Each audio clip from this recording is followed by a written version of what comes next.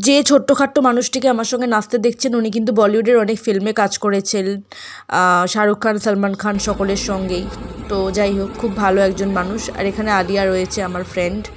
তো উদ্দেশ্য ছিল যে কলকাতার নাইট লাইফটা যেমন একটু একটু হলেও দেখেছি, মুম্বাইতে আগের বছর এসে একদমই দেখা হয়নি, তো এ বছর অর্থাৎ 2025-এ এসে ইচ্ছা ছিল যে নাইট লাইফটাও একটুখানি এক্সপ্লোর করব। সেই জন্য আমার রোজ রাতের ঘুম নষ্ট করার একদমই ইচ্ছা নেই, সেই কারণে আমি দুদিনে কভার করেছিলাম 5 থেকে 6খানা ক্লাব। তো আজকে আর একদম বেশি বকবো না, পরপর আমি শুধু তোমাদের ক্লাবগুলোর নাম বলে যাচ্ছি, কারণ দুদিনেই আমাকে 6টা ক্লাব কভার করতে হয়েছিল।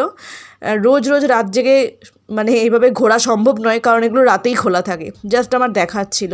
তো প্রথমে যেটা দিয়ে শুরু করলাম সেটা ছিল ইলিউশন, তারপরে এটা হচ্ছে ড্রাগন ফ্লাই, এখন যেটা চলছে তোমাদের স্ক্রিনে।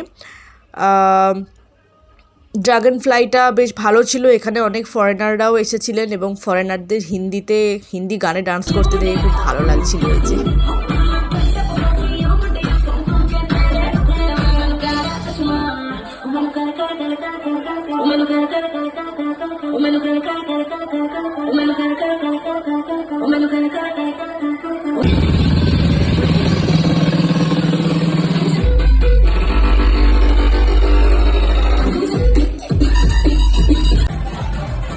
তারপর হচ্ছে আর আড্ডা হচ্ছে জুহুতে অবস্থিত, এই যে এটি।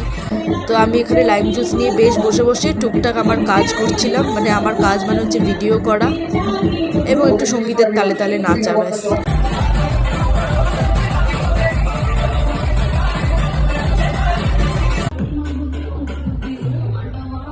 এটা হচ্ছে আন্ধেরি স্টে লুসি লিউ বা লুসি ইউ, আমি নামটা খুব ভুলে যাই, দুটোর মধ্যে যে কোনো একটা নাম হবে, তোমরা নেটে সার্চ করে নিও। এখানেও ভালো ক্রাউড হয়, যারা নাইট লাইফ ক্রাউডওয়ালা এনজয় করতে চাও তারা অবশ্যই আসতে পারো।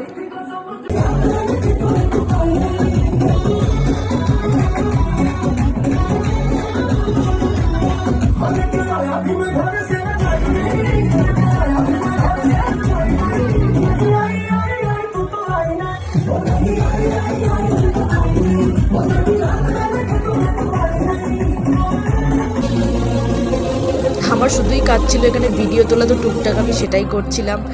একদম লাস্টে আবার চলে এসেছিলাম ব্যাক টু ইলিউশন, যেটা দিয়ে শুরু করেছিলাম প্রথম দিন। সেকেন্ড দিন এখানে এসেছিলাম, কারণ এখানেই আমার একটা বন্ধুর বার্থডে ছিল, তো সেই উপলক্ষে আর কি আসা। এবং তারপর আমাকে প্রথমবার এই ফায়ারের এটা করতে দেওয়া হয়েছিল, আমি জানিও না ইভেন এটাকে কি বলে, ফায়ারের কি বলে, যাই হোক। তো ভালোই লেগেছিল করে, ওই কর্তৃপক্ষ থেকে অনুরোধ করলো